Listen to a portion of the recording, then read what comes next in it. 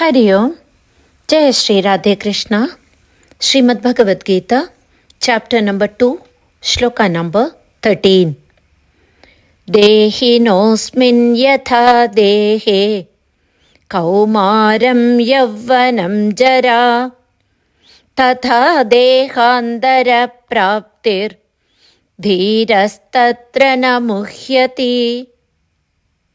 Supreme Lord Shri Krishna says, as the embodied soul continuously passes in this body from childhood to youth to old age, the soul similarly passes into another body at death.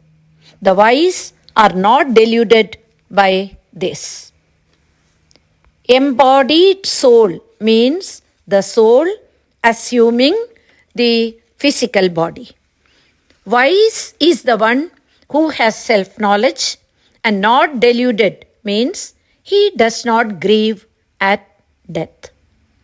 Shri Krishna is trying to address Arjuna's ignorance here, which Arjuna had called karpanya dosha, the inability to discriminate between truth and non-truth. The reality is that in the progress of growth of the body, childhood dies when youth is born, and youthhood dies when old age sets in. In fact, the changes in the body are continuous. Old cells are replaced by new, hairs fall and new hairs grow, etc. So, the body at this moment is not the same as that at the next moment. So every moment, body undergoes unimaginable number of changes to become a new one. Think whether a child's body is the same as that when he or she becomes an adult. Completely different. At old age, it is still different. The indweller, the self, in one's body is the same in one's childhood, youth, or old age.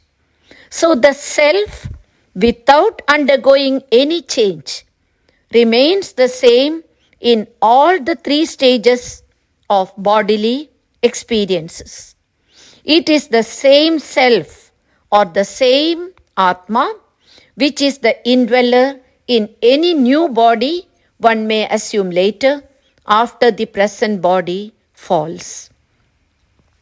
Sri Krishna tells Arjuna that the one thing common which stays unchanged forever is dehe or atma or soul, and when the present body becomes old, worn out and no more sustainable, dehe discards it and moves to yet another body.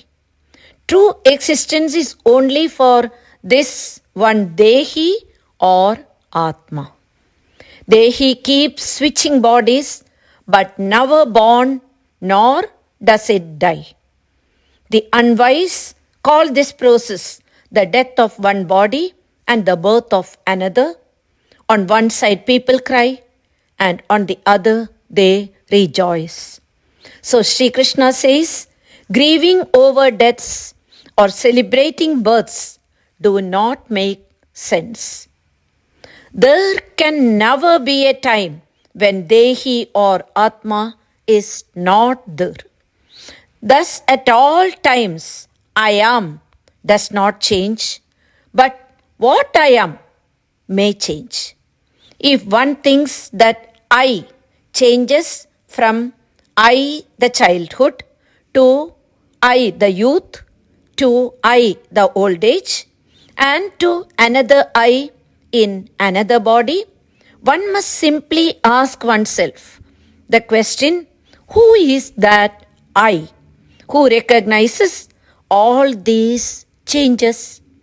That I, the recognizer, that I, the seer, that I, the knower, is indeed Atma, self, and this self is eternal. At the moment of death, There is no extinction of the individual, the embodied ego of the dead body, the subtle and causal bodies leave its previous structure, and according to vasanas or mental impressions gained during its embodiment, it gets itself identified with another physical body where it can express itself completely and seek its perfect fulfillment. As the soul cannot be destroyed, there is no justification for sorrow. But the fact remains that we do experience happiness and sorrow, even though Sri Krishna has declared that the wise do not lament. What is the reason for it? Sri Krishna explains this concept next. Hari Om, Jai Shri Radhe Krishna.